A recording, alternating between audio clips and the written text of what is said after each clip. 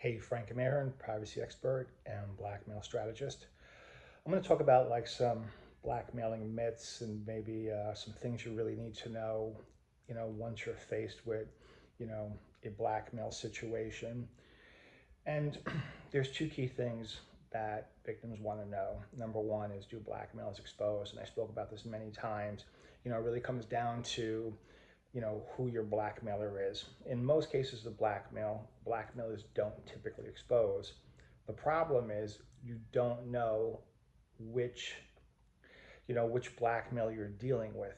Okay, and you have to kind of get knee deep in the scam and the combating of it before you can actually determine that. Okay, so that's like with digital blackmailers, ones you meet on Instagram, Facebook, and online escorts. The in-person blackmail, where you're a sugar daddy, you're having an extramarital affair, or you've been seeing an escort regularly, those are the ones that can be a little more precarious because they know more about you, and they have physical access to you, your home, your employment, your spouse. And they also have the ability to escalate into stalking. And so that's a problem. So either way, blackmail needs to be fought as if they're going to expose you point blank. Because as you go along, you'll be able to make a determination, or someone like me can make a determination. The other question is that victims want to know is, should you pay a blackmailer? The answer is no. You got to stand your ground and stall the payment because you need time to find help and, you know, get a solution for your situation. Because if you pay the blackmailer, you all of a sudden are right back in the same place.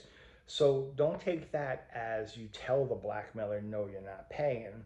What you're going to tell the blackmailer is you need time, you don't have any available cash, you need like a day or two, a friend will borrow, you get it from a credit card. You have to make up some sort of excuse, okay? And you have to stick to that excuse because they're going to bombard you with the most horrible things you can imagine.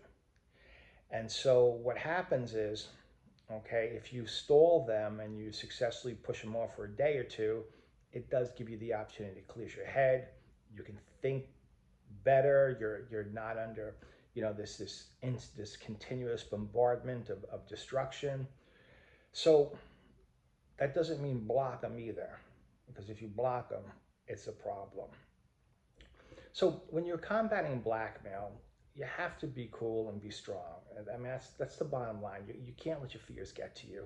And I know that sounds like a very difficult thing to do, but you have to maintain a focus, a clear, stoic focus.